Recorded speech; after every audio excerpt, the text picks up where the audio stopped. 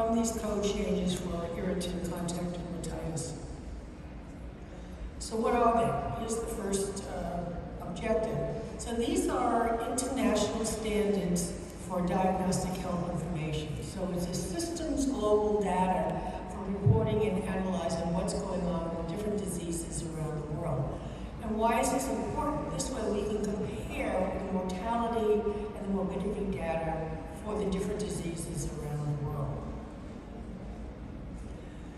So, the WHO, World Health Organization, decided at one of their congresses in 2019 that ICD-10 needed to be updated and revised to ICD-11 to make it more relevant, which they did. And they implemented this starting in January of 2022. And as you can see there are 17,000 unique codes. My purpose is not to make you a coder, because that's not what you want to do. Now, why does Elizabeth still have an ICD-10 up there? Well, the US is still on ICD-10. We have not moved to 11, and it took us almost 30 years to move when they moved to ICD-10. So I don't think, probably in my lifetime, I'll see them on 11.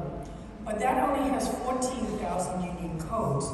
What's different in my country is that reimbursement for healthcare facilities and practitioners is linked to ICD-10s. So one of the things that the Wunas Incontinence Nursing Society did is they worked with WHO to have codes put into ICD-10 that were relevant for moisture-associated skin damage. Because ICD-11, which most of you are on, now has codes on moisture-associated skin damage. And that's an amazing accomplishment. So 35 countries now are using ICD-11. So I said there were 17,000 unique codes in the ICD-11, but that means that there are 120,000 different codes. So as I said, I'm not here to teach you the codes, and you don't want to be a coder. Who wanted to bring us into the digital age, because it was not digital before, and now ICD-11 is digital, and you can actually go to their website and you can download all the resources for your institution. It's also multilingual in terms of different languages, and they're planning 20 more, but right now it's available in Arabic, Chinese, English, French, Spanish, and Russian. So just to be clarified, because when I have talked about this before, I got feedback from somebody who said, I don't understand, you keep using ICD, and I'm confused. So IDC-11 is the document which is all the information about the different coding of classification of diseases. It's a big document. ICD is the abbreviation for irritant contact dermatitis, which at least within the nursing specialties, we have been calling for many years now, moisture-associated skin damage, with the etiology being IAD, incontinence-associated dermatitis. And there's an example there.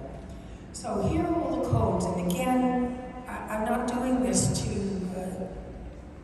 for you to memorize this, but just I highlighted in red 3 of the codes that I think are probably in the interest of irritant dermatitis from incontinence, from sweating, for example, perspiration, such as your intradermal dermatitis, and from stoma or fistula care.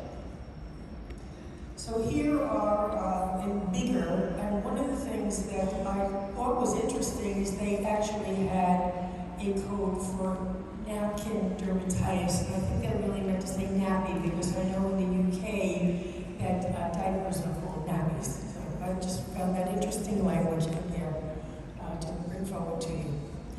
So I wanted to spend most of the time on the implications, because I figured as a clinician that's what would be most helpful for you to take back to your practice setting, so you understand there's a huge change that has gone on in terms of ICD-11.